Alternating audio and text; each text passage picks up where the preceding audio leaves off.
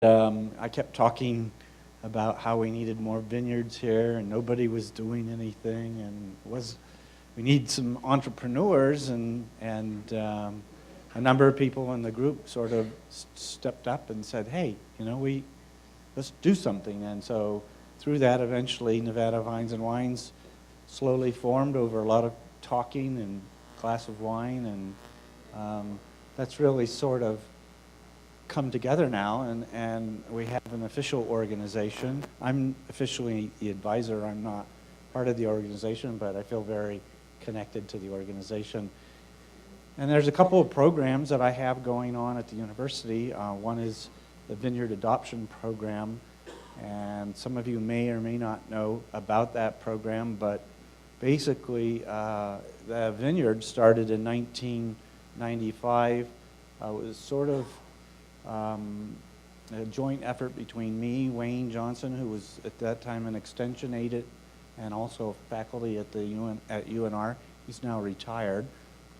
And Rick Halbardier, who's originally the starter or founder of Tahoe Ridge Vineyards and Winery. And so we put in a vineyard there of 12 grapes that was randomly designed, block design for statistical purposes for us to do some analyses on the varieties that were growing there.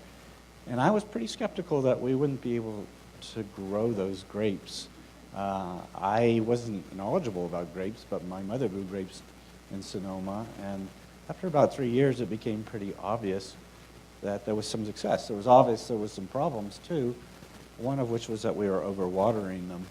And I got more involved in the project and started to realize that there were some other interesting things about grapes in that they actually responded very well to drought stress and that they were actually better quality. So that's initiated some research on that to look at different irrigation levels, drought stress versus well watered, and see what impact that had on our grapes. It turned out it had a big impact and good quality, and we reduced our water levels by 12 times the amount.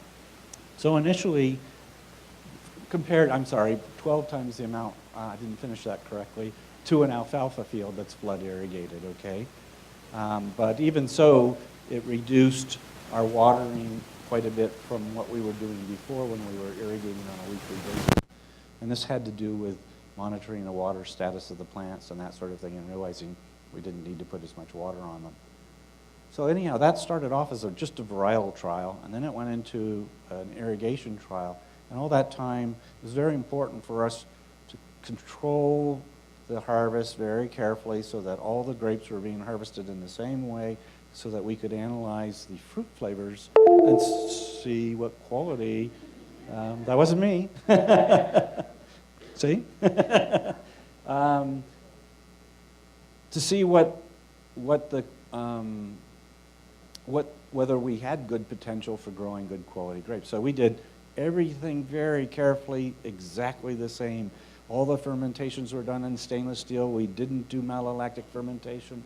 We didn't add wood. And frankly, the wines were kind of boring, but we did learn a lot about those grapes and found out that they were really good quality. And so we did that, and we didn't want other people involved at that point in time because we wanted to be able to control everything.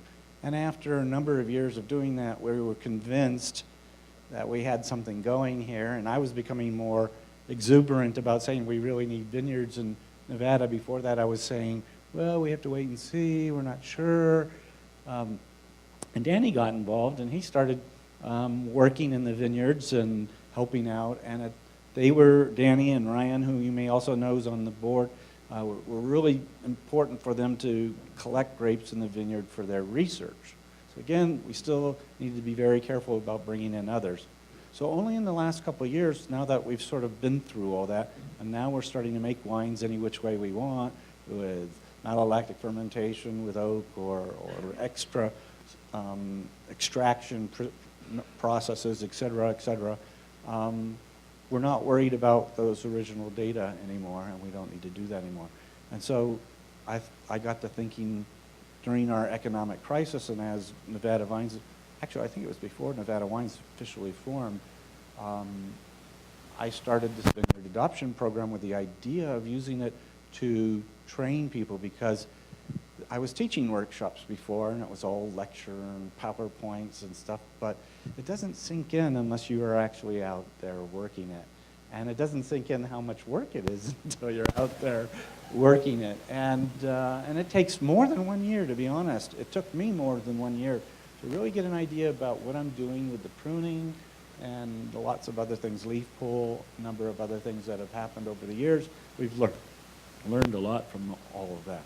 So the Vineyard Adoption Program kind of came out of that goal of not only using it as a way of increasing the number of people who know how to grow grapes in northern Nevada environments, which is different from California, but also as a way of training and outreach, so to speak, to get more and more people, and with more and more people involved, more and more things will start to happen, which I think is represented right here by this room and a number of people that are in here.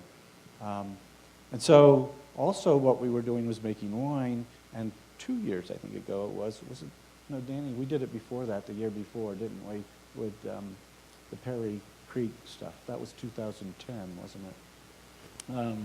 So that was the first year that we brought in grapes from outside of our vineyard. No, the year before we did Chardonnay, or was it the same year? Yeah, from my mother's vineyard. And a number of us went down there to crush grapes and make wine. Down there, we couldn't bring the grapes up because there was this moth that was infecting all the grapes, and there was a quarantine that wasn't allowing us to bring the grapes up. So we spent a long weekend pressing grapes on this small little press that we had to get all the juice. And then once we had the juice, we could bring it up and do the fermentation. So next year, we started fermenting grapes from Perry Creek over in Fairplay region in El Dorado County.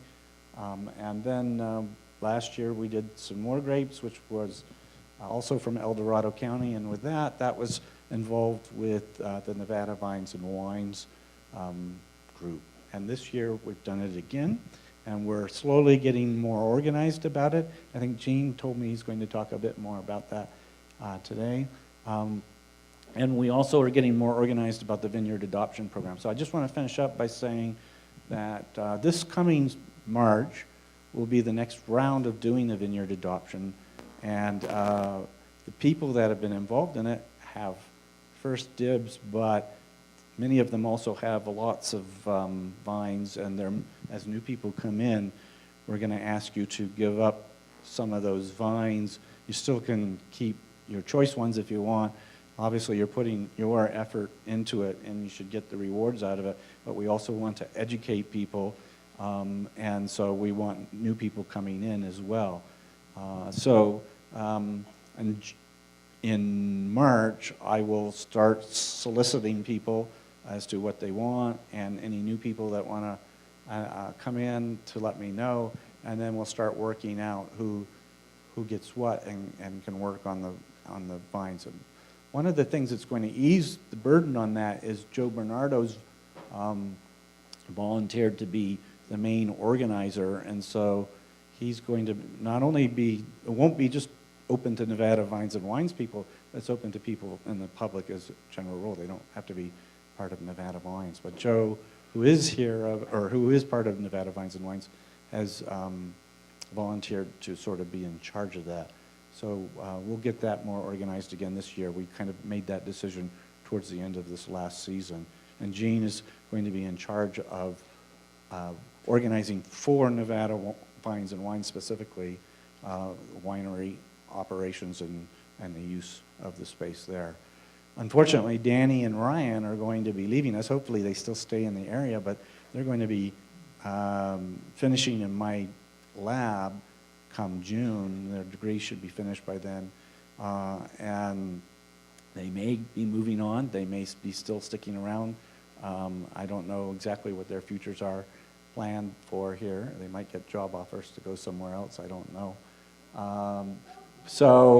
That will be an adjustment period because they do an awful lot both in the vineyard and in the winery. And so we need to sort of pick up some of the slack that they may be no longer able to do, but maybe they will still be around and we'll be able to do some of that. So with that, I'll finish. Actually, I'll open it up to, can I open up to any questions if people have any questions about what I've talked about today? You can think about it. There's a member forum at the end of the session. So maybe they'll come up. Yeah, okay.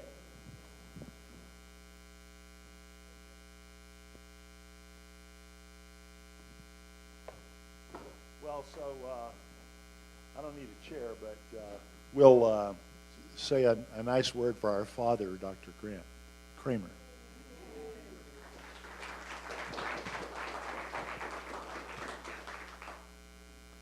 Now, the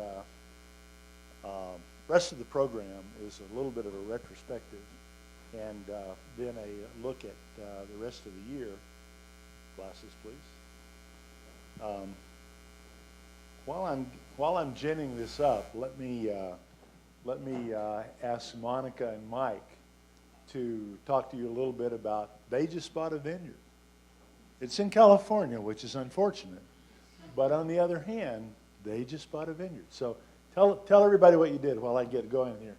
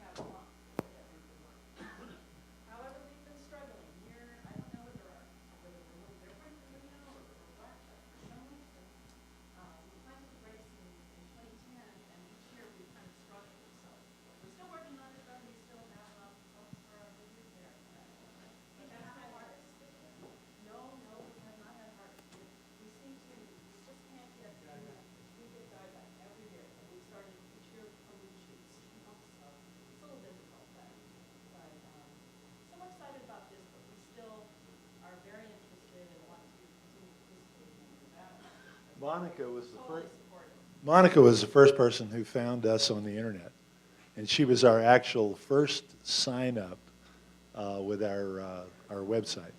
So we appreciate that. We have a lot of firsts since this is our first year. So we're going to do a little bit of a retrospective right now. So as we've noted, you know, Grant has sort of fathered all of us through this osmosis of Jim. Oh, talk. Yeah. So Grant, thank you. My friend Jim Rummings, who's very good in taking care of things. But Grant has mentored us through learning to grow grapes and make wine, and we really appreciate it. This year has been sensational because we have not only formed the company, we've gotten tax-free status, which is a benefit to all of you, reduces your contribution a bit, depending on your tax status. And we forged a relationship with UNR to do some demonstrations that we want to leverage. And so that year, it's been a good year from that standpoint. So here's how we want to work. What we want to do, I haven't had a chance to tell all of you this. The founders all know this, of course. But for those of you who are new, we want to make a deal with landowners.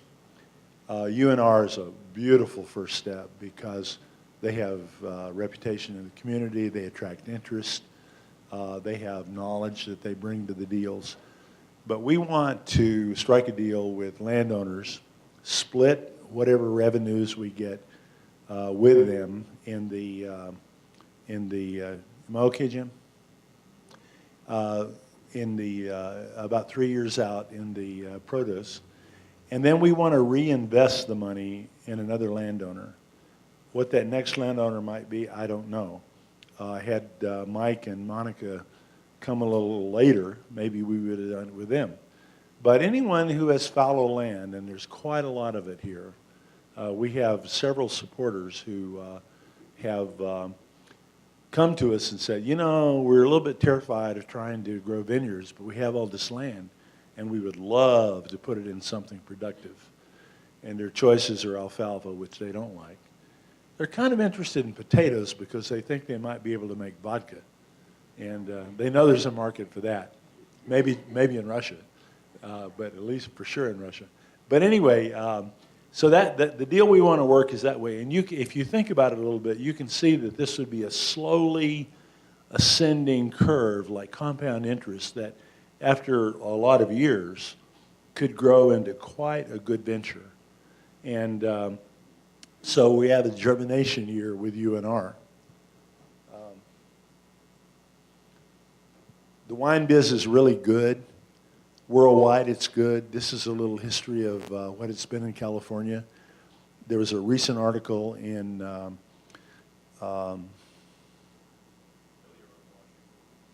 now, you know what I'm looking for is the Huffington Post that said that production is not keeping up with demand. Big article. And so we hope that's true, right? Nevada should have a wine industry. These are some statistics from Washington. I'm catching up with you now, Walt.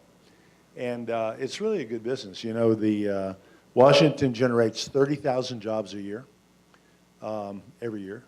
And there's no reason we can't do that too. It'll take a while. I mean, I wouldn't want to tell you we're going to be there very quickly. But with energy and effort, it's possible. Grant will tell you over and over again, ad nauseum, that our climate is equal or better.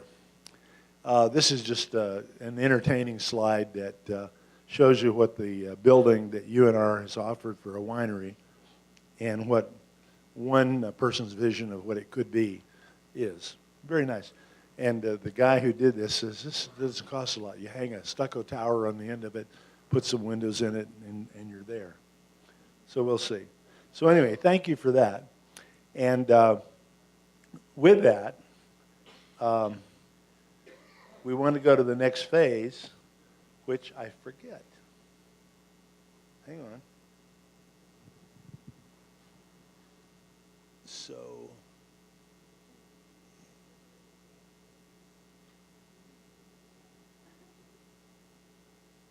yeah, hang on. Get out of this.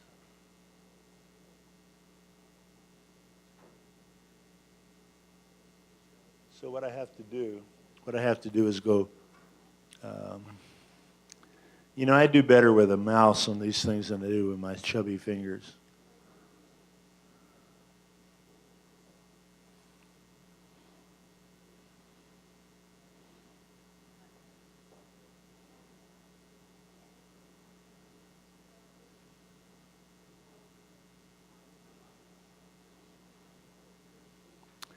I think what I do here is turn it over to Danny.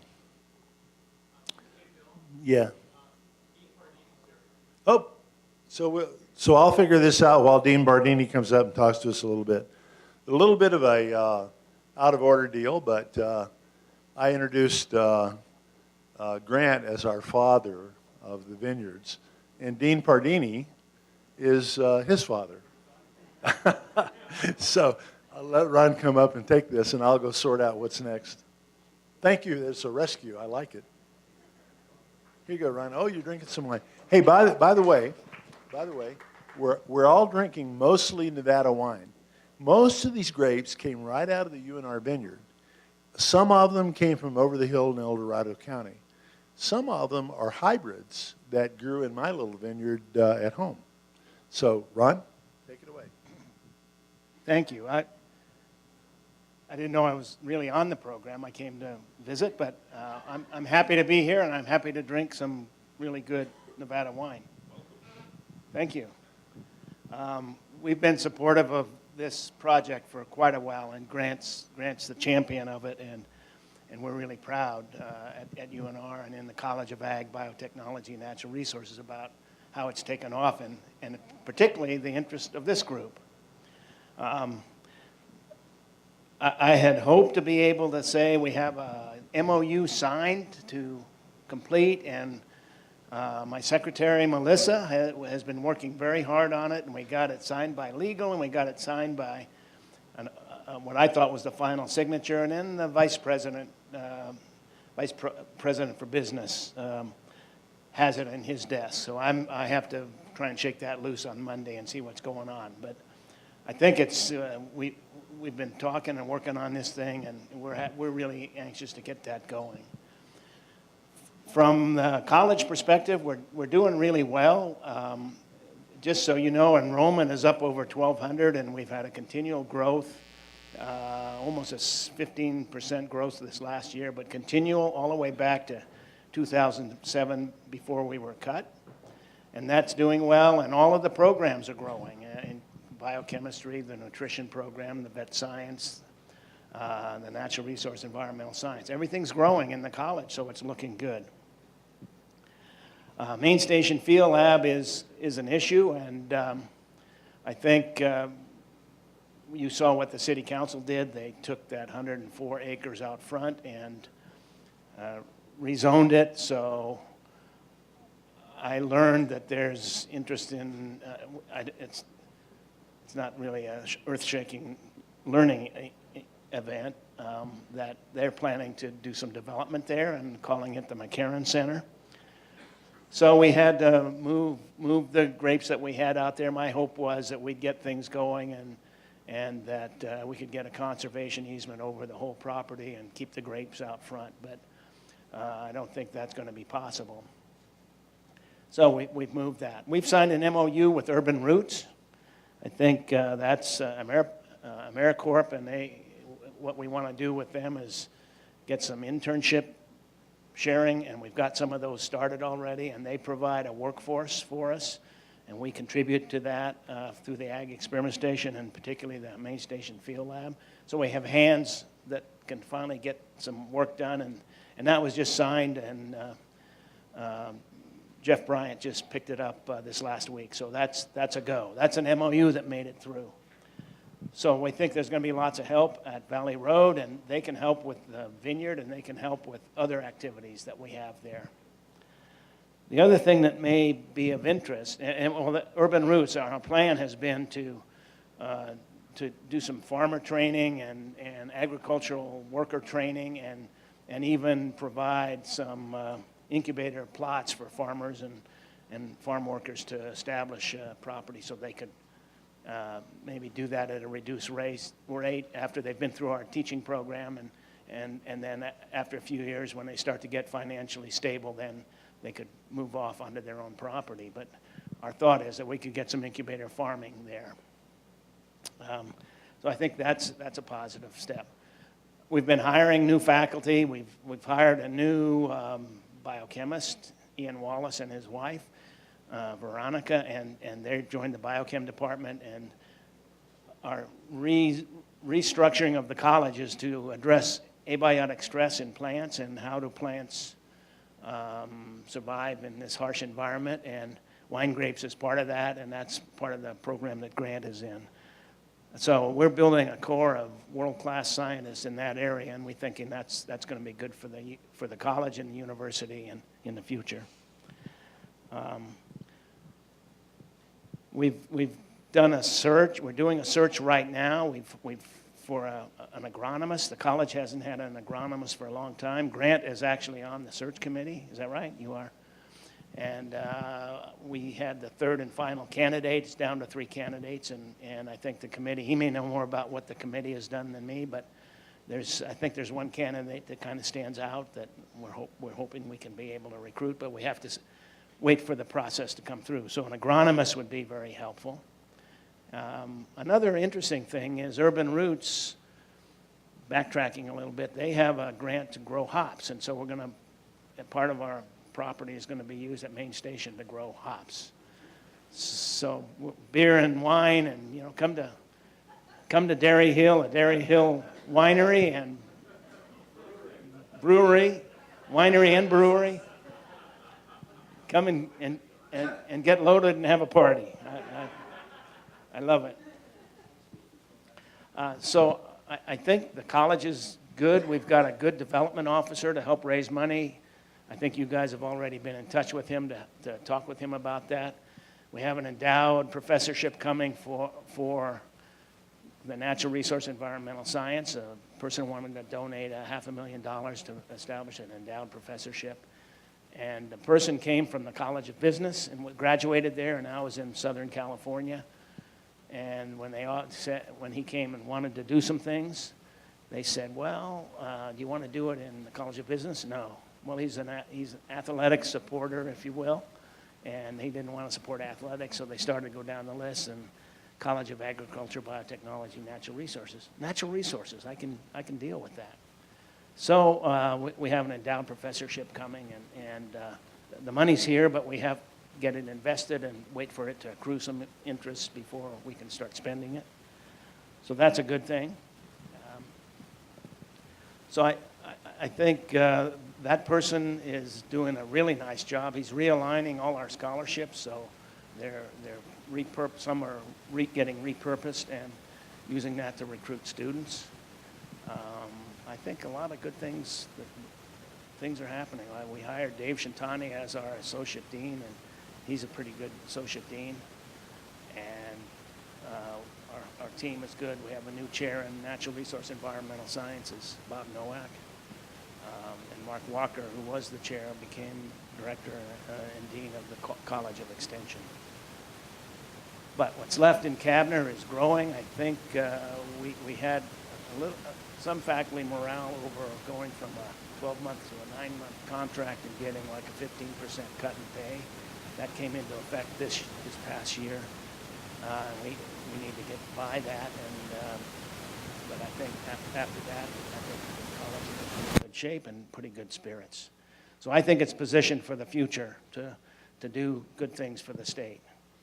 And just the last thing is there's a search for a permanent dean, and the first candidate came this last month, and next month there's 2 more candidates coming in to interview, and then I think there's a kind of a push to get that established, so there'll be a permanent dean for the college. So I'm proud of what we've been through. We've been through some devastating times, but we've refocused and partnered with other people, and now have a college that's, I think, on the right track. And so hopefully the new dean can just take the momentum that we have established and continue to grow with it.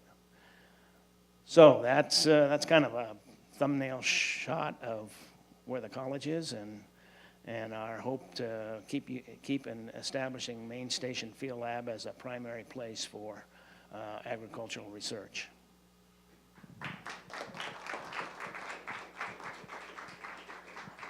I'm happy to answer questions if you have questions. Well, we're going to do questions at the end. Oh, okay. I'm sorry. But we can do it now, but No, that's okay. later on. All right, thank you.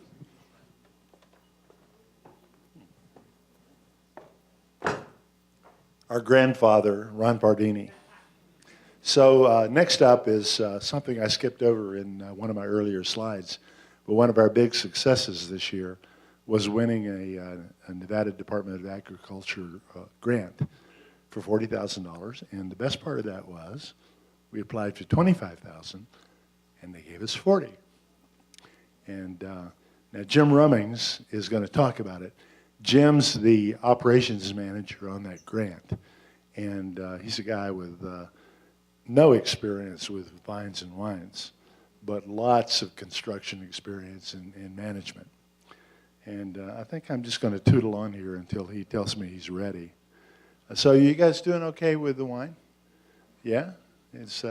We brought a lot. We didn't want to run out.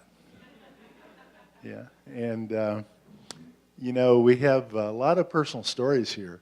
One of the really good personal stories is that we've had a great board of directors for this startup phase. And Dennis Seckmeyer is going to talk about what the future is all about. One of our members is not here tonight, Becky Bamberger, who's worked on our board for the last year and is resigning. Steve, her husband, is going to stay on the board. So we want to give a big, it's not posthumous. What do you say when someone's not there? In absentia? So they're in absentia. Becky's in absentia, but we want to give her applause. And so we will at least have one board seat open. And in the meantime, Jill Cartwright has stepped in to take over the membership director's position, and she's also acted as a project manager for our Kickstarter launch, which we're going to talk about a little bit here in a minute. Danny's going to talk about it since he's a star, one of the stars. And so we have all these people. We're tweeting a lot now, and we have people that come back and they say, well, who are you? Talking to me. And I say, well, I'm this and that and the other thing. They say, oh, no, we want to talk to Danny and Ryan. Let me talk to those guys. So, I think we're ready. Are we good? Okay, here you go. Good. I'm Jim Rummings. This was supposed to be Bill Patterson's role. He was to explain to you a little bit about the USDA grant, but Bill's out of town, so I'm going to fill in. He didn't tell me anything special to say, so if I say the wrong thing, he'll be in trouble. As you know, what we're doing is great. Everybody has a lot of ideas. There's a lot of optimism. There are a lot of things we want to do, but we really can't do anything without money. Kickstarter, which Bill will talk about, is a big step forward. Our memberships are a big step forward, but also we have a grant. It's a USDA grant through the state of Nevada Ag Group, and they've given us a grant for $40,000. We have some matching funds that go along with that. That grant has been awarded. We have it in hand. We cannot start to draw down against that grant until next month. But I just want to go through a few things associated with that grant to give you an idea of what we have planned. This is a real boost in the arm. We have a lot of things planned for raising funds, but this is actual money in the hand. And so we'll be able to move much more quickly.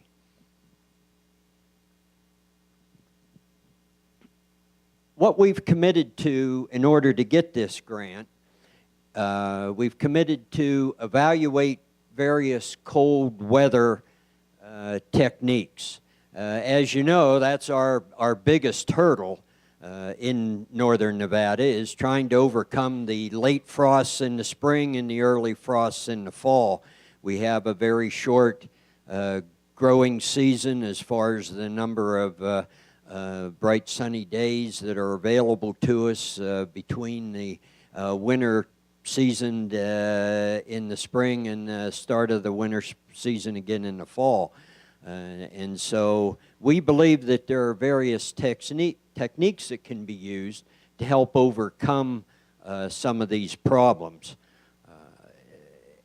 And these problems, some of you may know from your own personal vineyards. I've struggled with mine. I've had it now for 4 years. Every spring it dies down to the ground, and then I baby them and get them up, and by fall they look absolutely gorgeous. The next spring they die again back down to the ground. So I think I need to be doing something different, and I haven't figured that out yet. But in Reno, there at Valley Road, we've had a lot of very good success. We've made some good wines, which you've tasted, and we think that in the right area in northern Nevada, commercial vineyards will definitely be available.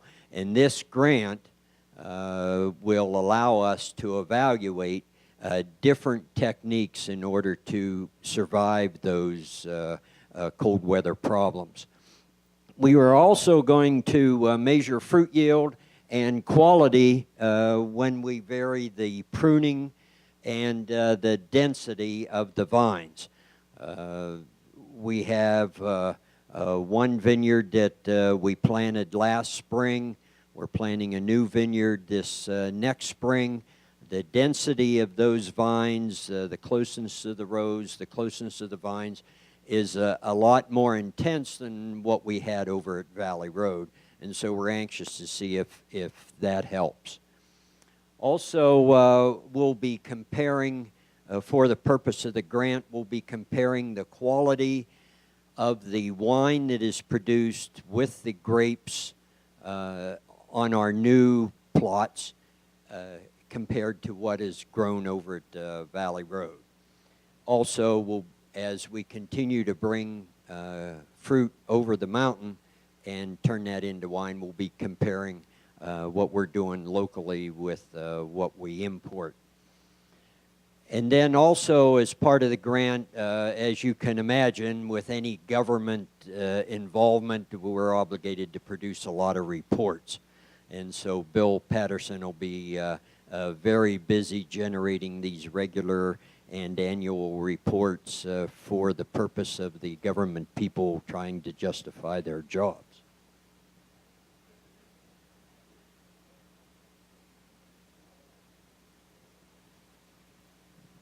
Now, I didn't put a lot of detailed scheduling up here on the slide, but I wanted to just give you an idea of what we're up against. For this year, we've, I'll get into 2014, but for this year, we committed that we would be doing a vineyard design for the new vines, the bare root vines that will be delivered to us around the 1st of March. We'll have that layout done. We will begin to source the materials that we need in order to make that vineyard operational. We need to get the trellis in, we need to get the irrigation system going, we need all of that type of thing. And as you can imagine, since the wine industry is not up and thriving in this area, we can't just go down to the corner and buy all the materials that we need for a vineyard. You walk into the different places around Reno and they give you this blank stare and they say, no, we don't have those things. And then they tell you what they do have, and some of them you can use and make do and others you just can't. So we'll still be sourcing a lot of stuff on the other side of the mountain. We are beginning to establish a lot of relationships with different contractors in the area. We don't have a big list of people that are accustomed to putting in vineyards and doing the planting, putting in the trellis systems, all the irrigation, that type of thing. They do similar work, but it's different enough that you really have to work with them and explain to them what you're looking for. They're very willing, they're interested, they want to be involved, they're excited about what we're doing. Every contractor you talk to here in the area, once you explain what you're trying to get started, they get very excited. And that's good. You know, it's better than working with, as you know, some old-type construction guys that always want to say, oh, no, you can't do that. Oh, don't bother me. I don't want to be involved. That's not going to work. No, these guys are ready to jump in, help, and give you the benefit of whatever they have.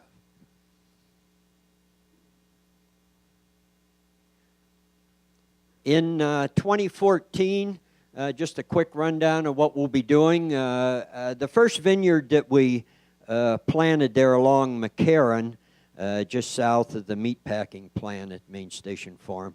There are other commercial plans for that particular piece of property. So the vines that we put in there last spring will be moving over to a new plot in the southeast corner of the Main Station Farm. Also, we'll be planting the new vines that we have on order. Danny has placed an order for new bare root vines to be delivered in the spring, and we'll be planting those. Then we want to get in the trellis system Certainly, a drip system works much better when you have it up on the trellis rather than just laying it along the ground. And then we'll be organizing our winery facilities. Those of you who have been involved with crushing and pressing operations know that a lot of what we do is very limited, and as we bring over half-ton and ton quantities of fruit from the other side of the mountain, it really challenges the capability that we have in the existing winery. So we'll be looking at organizing some new winemaking capabilities. Also, as part of the grant, we'll be responsible for conducting various tastings, tours, and educating the public with regard to what we're doing, having various workshops. Those workshops will not only be for the members and the public, but also for the contractors that are helping us. The people that are named in the grant, in addition to Bill, who is involved with everything because he's the president of Nevada Vines and Wines, we have Bill Patterson, who I mentioned. He'll be the lead, and he'll actually be managing all the activities with respect to the grant. Then you'll have Grant Kramer, who will be providing all the technical input. You heard from Grant earlier, and he intends to be very involved in everything that we do. And then my involvement is with regard to the vineyard. That's getting everything up and running and dealing with the contractors in order to make that happen.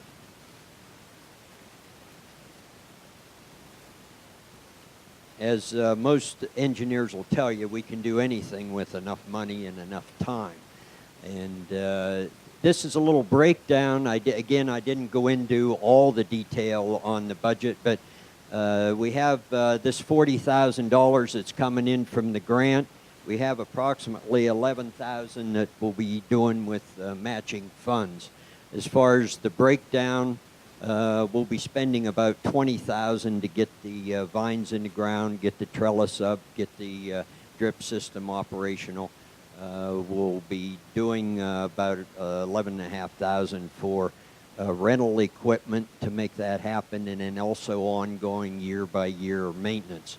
The grant is from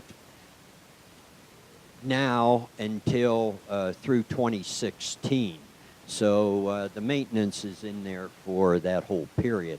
As far as getting the trellis up and running and the equipment rental, most of that will be upfront and be spent fairly quickly. The winery tankage for updating and expanding the wine operations, and then all the costs to do all the reporting is lumped in this last number.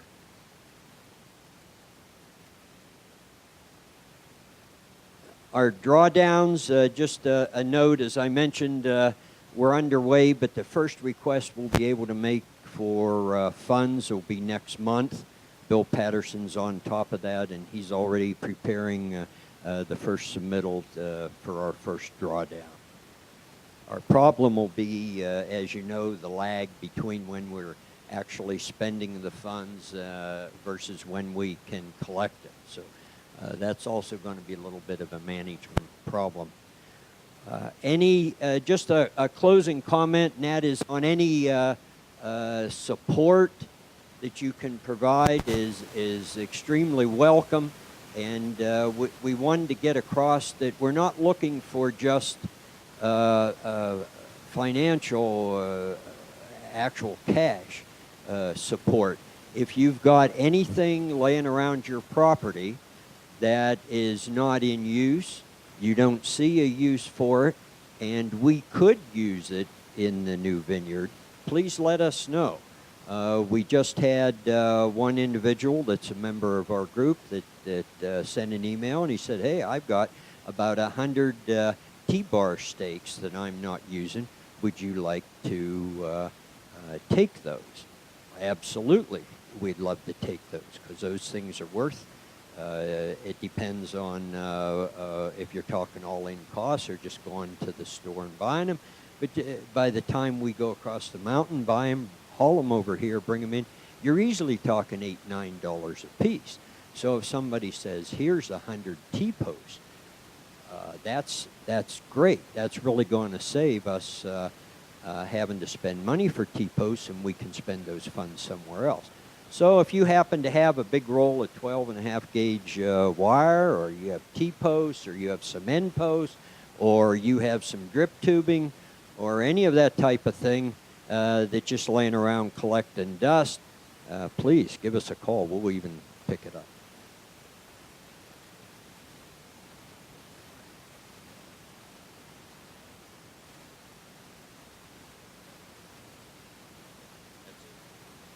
Thank you.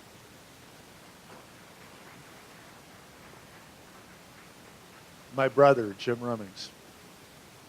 My other brother, Jim Lutz, who Jim is our $500 member.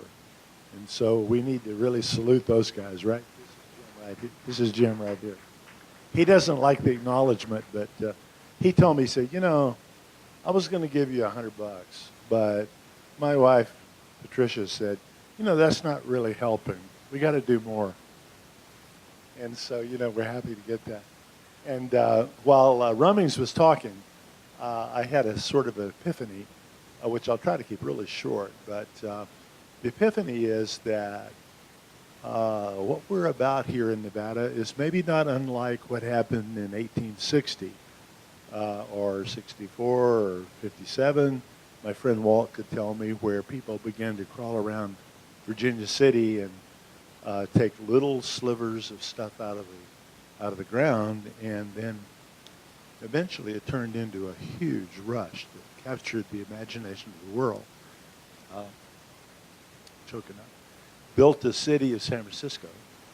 Built Stanford University. Well, I guess Stanford is a railroad deal, but anyway, we're kind of on the same thing here. If we get a number of these little threads of vineyards and winemaking going, there's no telling what it can turn into. And we've had a guy named Brady Remington, who's the son of Nevada, who works in Napa now, come back and offer us really inexpensive oak barrels, which we bought every one he could find. And Brady's also joined Nevada Vines and Wines as a member and wants to come back and help more. We've had, as Jim Rummings said, you know, a guy that, kind of funny because we tried to work with this guy for a couple of years. He was really demanding, and, you know, you couldn't strike a deal with him. And he has a nice little vineyard in Sparks. And, but we, you know, Grant kept him going, and we hung in there. And all of a sudden, he comes back and gives us something maybe worth $1,000. So those are all really valuable things. We just had a guy come on yesterday with an email who says, I'm a Napa Valley vineyard manager, and maybe I could help you guys. I'm real interested in what you're doing. And so Jim Rummings and Joe Bernardo are following up on that. So, you know, it's coming in. It's a trickle right now. And we've only had a modest success with fundraising, but a success nonetheless. So I'm going to now turn to sort of a look at next year. And we're certainly going to continue to do grant applications. The first grant application we will do, of course, is to follow on with Nevada Department of Agriculture and see if they will give us an extension to the grant we have right now.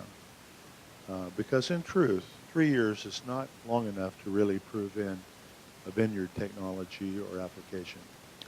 Some hope that that will happen. We're looking hard at other grants to apply for. We will be, I'm sure you will have mixed emotions about this, but you know, we'll continue to do memberships, and we'll look for you guys to renew, and we'd like to drive it much further. It's been a good year. We've only had memberships open beyond the original founding board of directors for about 5-6 months now. and we're well over 100 members, with a lot of new members. Vic and Patty in the audience right now, and others, Jill, Russ. So memberships are kind of the core. They kind of help us pay the freight going along the way, and so we'll be doing that. And now our most important thing we're doing right now is a Kickstarter application to try to do a fundraiser on the internet.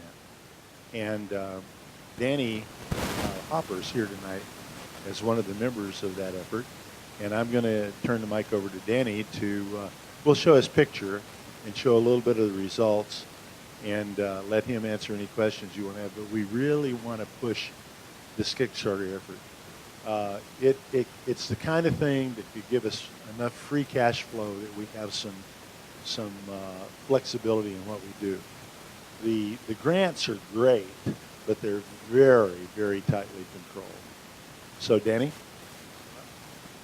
And you can ad-lib a little bit while I pull your picture up. Okay, so thank you, Bill. I think I know most people there, but for those of you who don't know me, my name is Danny Hopper. I'm a graduate student in Grants Lab. And as it mentions in the video, I was born and raised here in the state of Nevada, just about 45 minutes south of here in Dayton. And that's really what drove me to really want to become, not only work in Grants Lab, but to become part of this group, is because I would love to see something grow here in the state of Nevada, and I really wanted to be in at that ground level. I was actually home last night in Dayton playing in an alumni basketball game, which made me feel really old. And in talking to a lot of friends that I haven't seen in years, and kind of mentioning what I'm doing, it really sort of generated more interest, and I more or less pitched them the idea, oh, go check out my video. Unfortunately, a lot of my friends are in the same situation I am in currently, and that's my annual salary, which you can imagine is very low as a graduate student. But regardless, I'm just kind of, I go to the next level then and talk to their parents, which I haven't seen in years as well. And what I'm trying to do is sort of telling them to, even if you're not interested, share it on your Facebook page or share it on however forms of media that you are currently on. There's too many now. But, as Jim mentioned, I think by doing that, even if someone doesn't want to give us or pledge a donation through Kickstarter, they can donate materials. So this we need to really thank Robert Moore. I didn't see Robert here today, but he really sort of helped, and Shar, also one of Shar and Dennis's friends, really sort of started some videotaping for us, and we probably have a few hours of B-roll by this point of us just sort of talking to each other. But if you haven't seen the video yet, I encourage you to go to Kickstarter.com. I believe on the right-hand side there's a food category, and you can go through that route, or you can, I believe you can just sort of search for Reno, Nevada, and there's a few projects that are going on there. So, you're actually going to show the video now?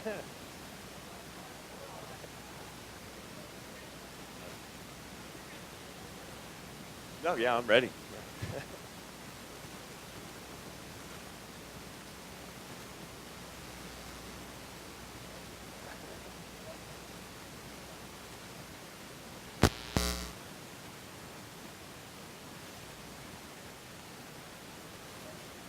I guess I could narrate as we sort of.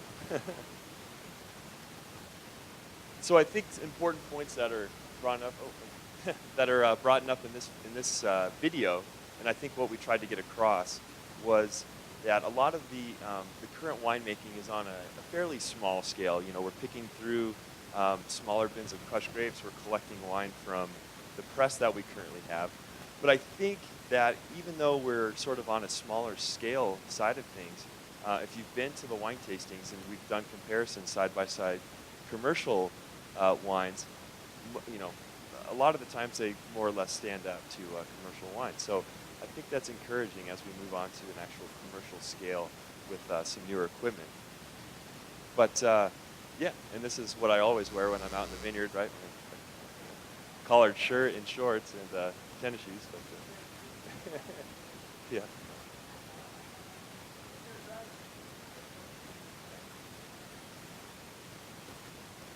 Were there any other questions about the video itself or anything else? So yeah, so that was sort of it. So like I said, I encourage you to check out the video, send it to your friends, have them send it to their friends, and I think we can, the last I checked, I believe we are at just over $2,600, which is around 10% of what we're asking for, so we are on our way.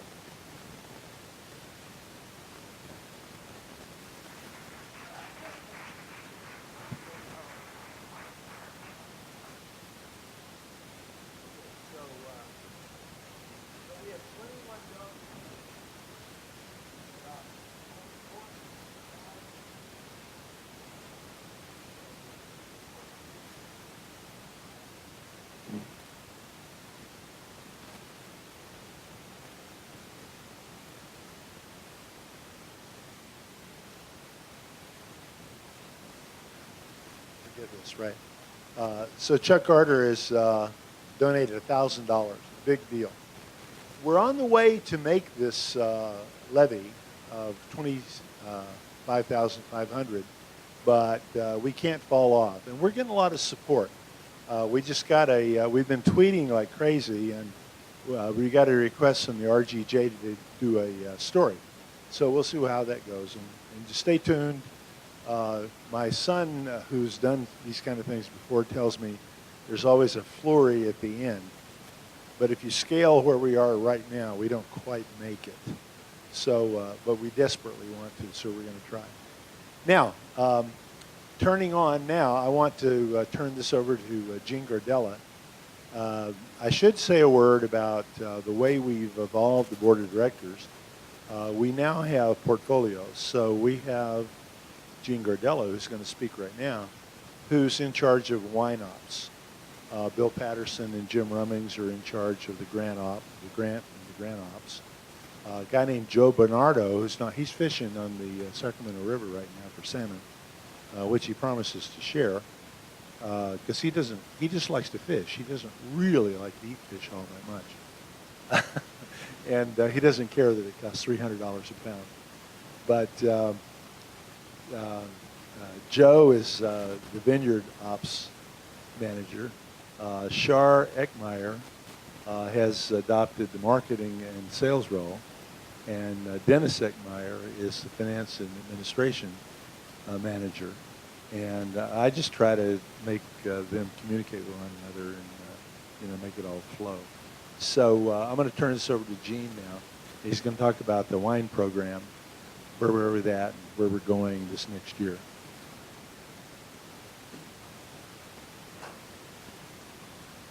Thank you very much. I don't have any slides, so it's going to be winging it here.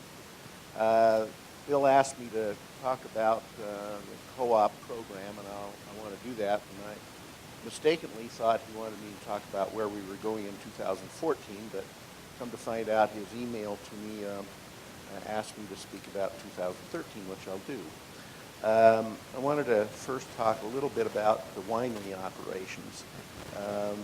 Grant's had the program, winery, been making wines in the winery, and had people who were adoptees processing their grapes in the winery, and been working just fine for 2 or 3 years now. And this year we came to the realization that it needs to be structured a little bit differently, so we're going to be doing that, and we want to welcome all of the people who are adoptees of the various sections in the vineyard to process their grapes at the winery. The other thing that we've done in an increasingly large way in the last 2 years, 3 years, is to purchase grapes and make wines from the purchased grapes in a cooperative sense, a co-op sense. And we've been doing that because there are an unbelievable number of laws and regulations that govern.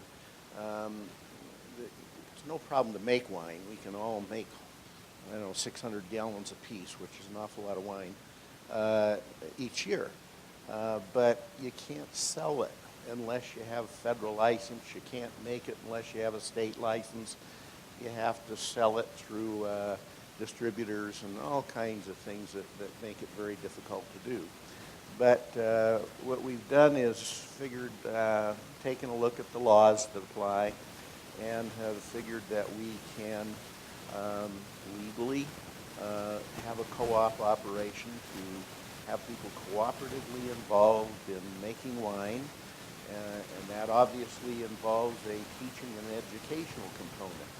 And that is important because we want to build, as is mentioned before, this body of people who have experience in vineyard operations and winery operations.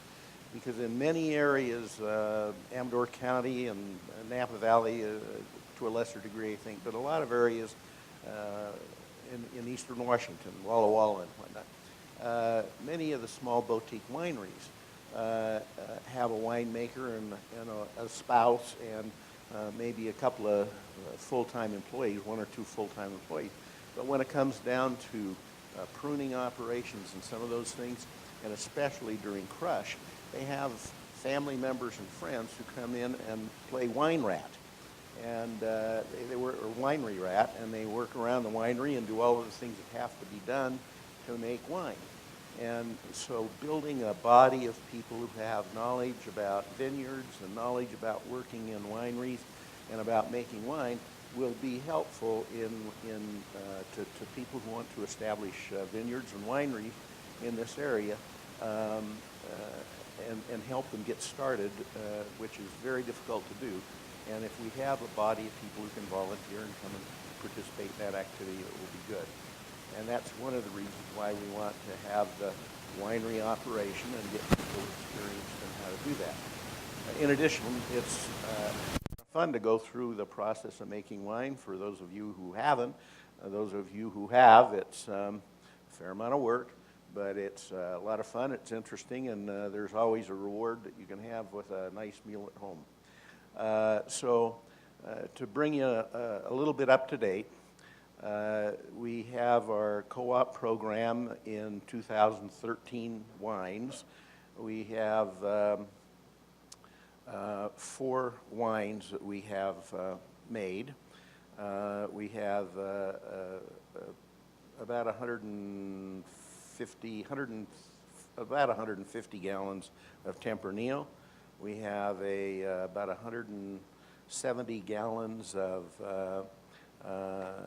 St. Peter's Church Zinfandel. We have about 120 or so gallons of, 113 gallons of Viognier. We have some Sauvignon Blanc, and I'm missing something. What am I missing? That's it? Okay. Yeah, that's for this year. And and that's the core of what we have for our co-op program. Now, at the beginning of the year, or when we first started doing this, I wanted to try and get it set up in a more formalized way and invite a very broad section of the community to be involved with the co-op. But it was a bit late to get started with that, so we're functioning in how we're kind of going to organize the thing and get people involved. Next year, we'll actually have people involved earlier in the process of actually moving juice and crushing grapes, perhaps, and pressing grapes and all that kind of stuff. But at this point, we have that largely done. And so if people want to be a member of the co-op and be able to purchase a share or get a share of the wines that they participate in making, then we have to find those activities that we can incorporate an educational component to that and an actual involvement in making the wine. That enables us legally to have you share in the production of the wines that we have produced. And so in that regard, for this year, we're going to invite anybody who has not already participated in the co-op in making wine, in the making of the wine, to be involved in 2 or 3 activities that we know we have to be doing over the next several months. One of them will be doing some maintenance things in the winery, which is a critical part of making wine. We oftentimes think that it's a matter of showing up at 9 in the morning and putting a few grapes through the crusher or the press and putting the juice in the fridge or sitting it on the shelf to ferment. But the reality is it goes beyond that to setting the equipment up and then most importantly taking it down and cleaning it up. And we have some of that we have to do in the winery, and so we'll be holding a couple of sessions in which we'll have an educational component and a work component that people can be involved with. The other thing that we know we'll be doing some racking and whatnot, and people can be involved in that. The other thing that we'll be involved in is bottling and labeling. And I did a rough calculation, and I think we're going to be somewhere in the neck of the woods of a couple hundred cases of wine. And bottling a couple hundred cases of wine is a pretty labor-intensive activity. So we'll be getting the word out, and people can come down and participate in bottling the wine. We're going to have labels, which will be a Nevada Wines and Vine label on the front. On the back side, we haven't got them designed or anything yet, but anticipate we'll have a label that will have information about what kind of wine is in the bottle, what vintage it is, and we'll name the winemakers, including those people who are part of the co-op. So you'll be a winemaker and can take your case or two of wine home and invite some folks over and let them know that you made that stuff. And I think that's going to be fun, and it'll be kind of a nice introduction for people. Now next year, I anticipate actually doing it in a little bit more formalized way. We will have people initially, I don't know the time frame, but probably next spring, we'll put the word out to a very broad spectrum of the people who we think might be interested and invite them to become a member of the co-op, which would involve putting up a little bit of money up front so we have the funds necessary to go buy the grapes and get them here and do all of the upfront costs that are necessary.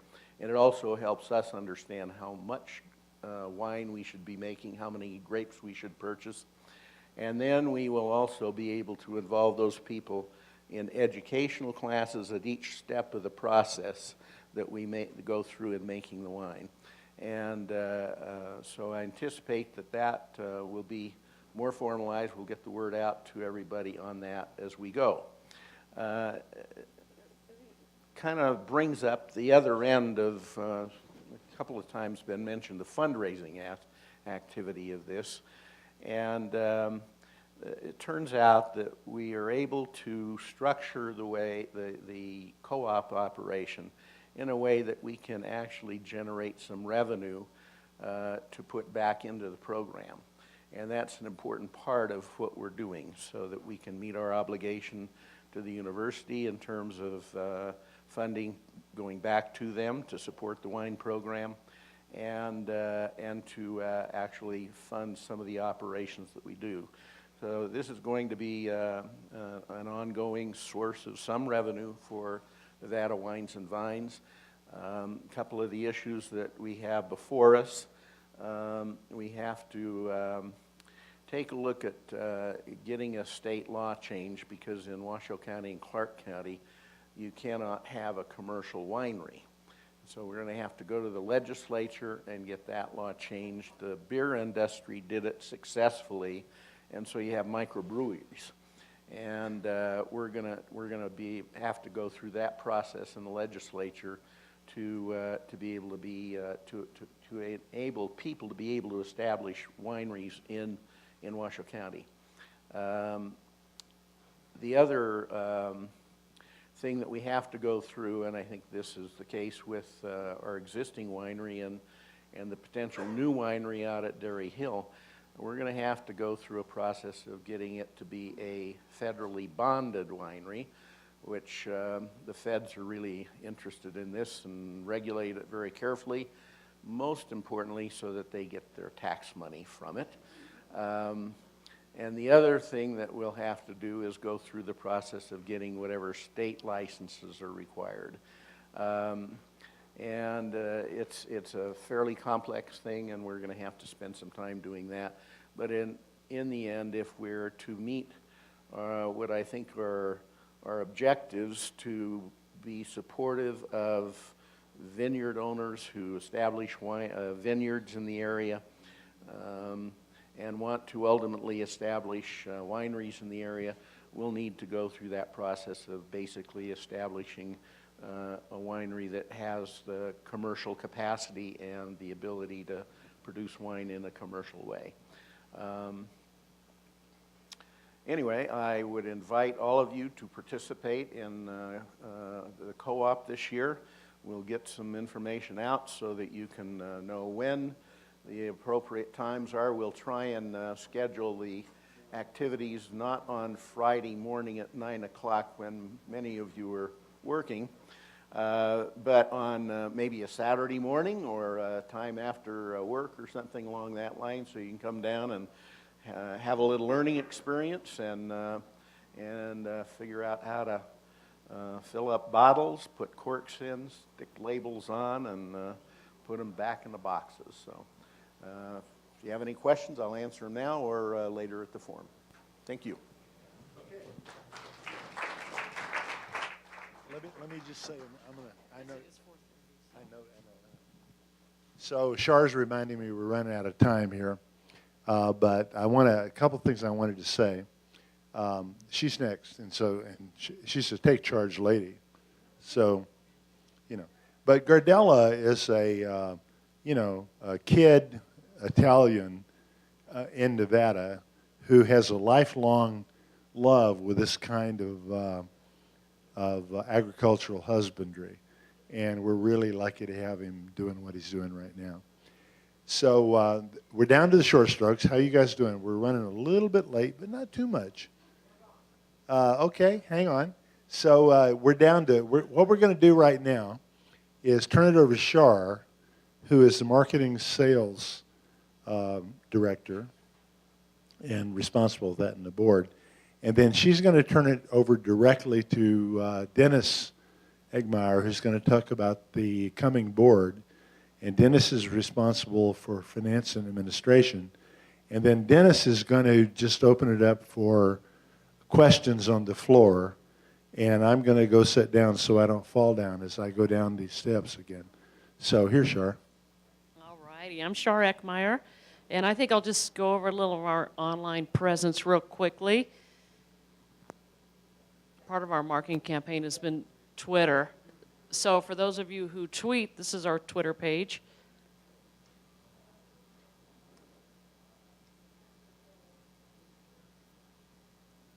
And this is our Facebook page where we've had a tremendous response.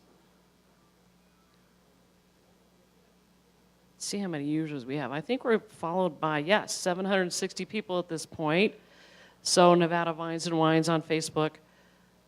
Some of our posting have actually gone a little viral here, especially this Advent calendar. Can you see that? We had 49 shares on that one post, and that's tremendous. That means it went out to about 4,000 people. And then lastly, in the interest of time, this is our website, Nevada Vines and Wines. And so go ahead and check us out. Has Kickstarter links. And if you can blast that out to your friends and family, we're really needing help on that Kickstarter. And I think we'll be successful. And that'll be funding our 4th acre. So I'm going to go ahead and give it to Dennis.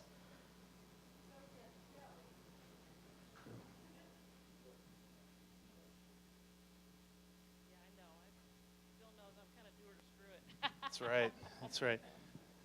Well, you'll all be happy to know that I am the last speaker today. My name's Dennis Eckmeyer. I'm in charge of finance and administration, which means I'm in charge of everything that is not fun. My goal is, I'm a board member. I'm in charge of legislative, legal, PR, contact federal, state, local officials, let them know about NV&W, garner support through personal contact, introductions, uncover possible government grants and private donations, work with similar groups that could foster symbiotic relationships, establish relationships with lobbyists that could further our cause on a pro bono basis, blah, blah, blah. Okay, bottom line is this. My goal is to build the board. We are in desperate need of a board member who would be willing to be our secretary-treasurer. Our prior treasurer had to give up his position because he's working on the grants. So we need a person or persons who would be willing to put together our financials, which based on a $250,000 annual budget, oh, wait a minute, that's $25,000 annual budget, really shouldn't be that tough. I need some, we need help with committee chair. I understand Jill is going to take over membership. Is that correct? We also need a data manager, which may overlap. Char needs some help with marketing and stuff. So anyone who is interested in being a board member or a chairperson, please contact me. I have a little form that we can fill out and go over with and go from there. Just to kind of give you some background as far as what we have done so far this year, we've been very instrumental in finding the grant from Nevada Department of Agriculture. We had a interview with Edible Reno Tahoe magazine. They want to do a story on us in the spring once we actually have some more leaves on the vines. Tuesday, I have an interview coming up with Generation Boomer magazine, which is a locally produced magazine that's interested in finding out about what we have to do. I've been in contact with several existing city councilmen and future city councilmen to let them know what's going on.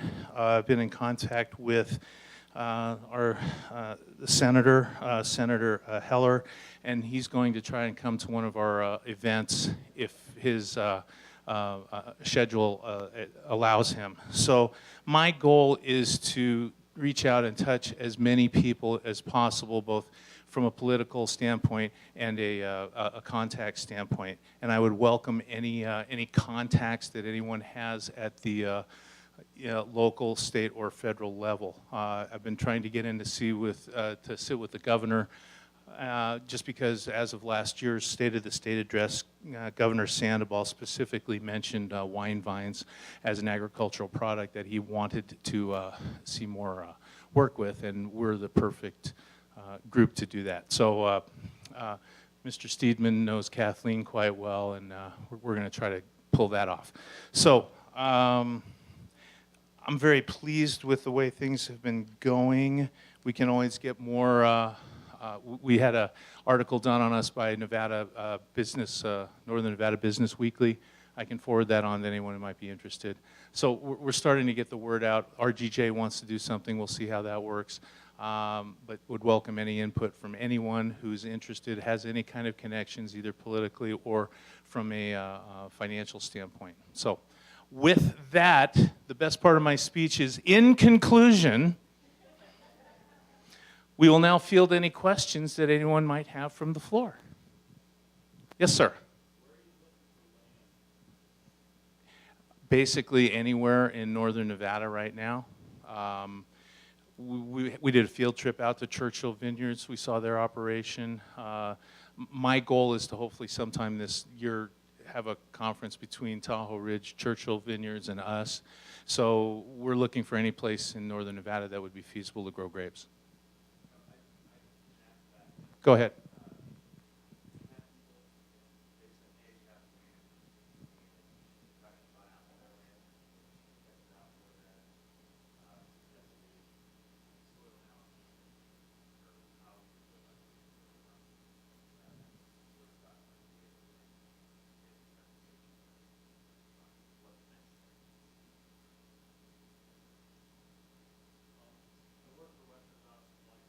Uh-huh.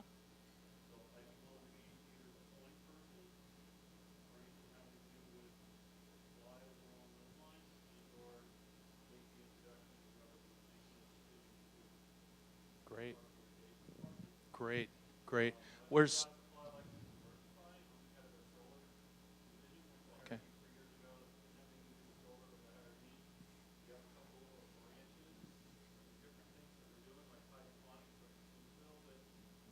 Very cool.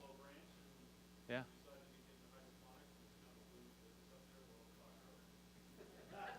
Excellent.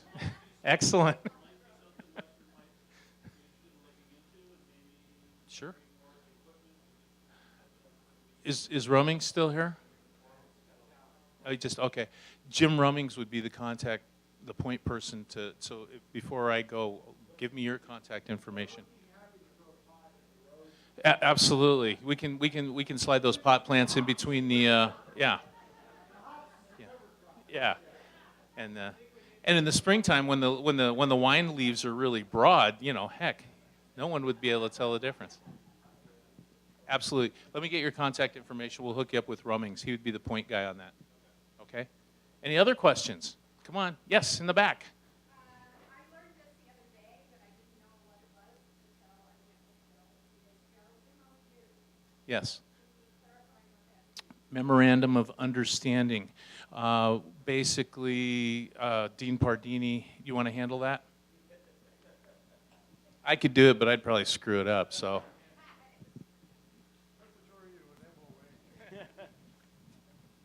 No, it's just an agreement, you know. University likes to do that. We have MOUs and to do different things with, like with the Hamilton Corporation. We just signed one of those, and they brought some of their equipment to one of our labs. And so now our students have access to state-of-the-art robotic lab equipment, and our faculty have access to it to write grants. And in return, they can, if our students that get trained, they can have first shot at them, and they are now hiring students that way. Urban Roots, we have a memorandum of understanding on how we operate. So it's just an agreement that kind of defines what we're doing. And if we do a MOU for under 4 years, we don't have to go to the Board of Regents. If it's longer than that, then we need an agreement more permanent. And I think the thought with Nevada Vines and Wines is to get the MOU in place, get things going, and then eventually do a bigger arrangement with longer term that has to go to the Board of Regents, but that gets to be a big hassle. Well, I mean, this guy's been in my office almost as much as I have. We've been working hard on this, and everybody in our office has worked hard. I think it's all signed. It's at the Vice President, so I hope we can get it shook, at least find out what the issue is if there is an issue next week. But I'm dedicated to get this done before I step down as dean. So I'm as committed as you people are about getting this going. I think it's a great thing. Thanks, Ron. That answer your question? Okay. Any other questions? Come on, now's your chance. Speak up now or forever hold your peace. You guys take a credit card? Absolutely. All we need is your credit card, your social security number, and your date of birth, sir. We'll be more than happy to take care of anything you need for the rest of your life or until your credit limit gets hit. Yes, in the back.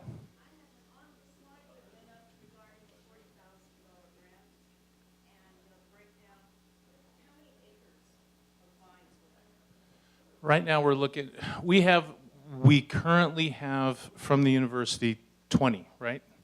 We have a pledge of 20.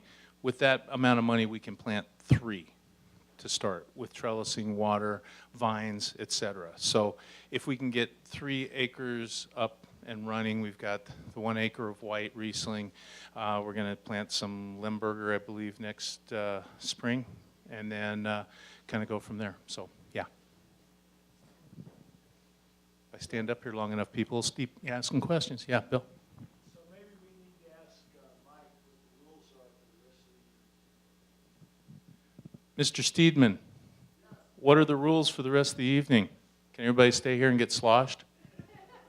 Sure? Okay. That's it. I think it's kind of whatever y'all want to do. We're just happy to.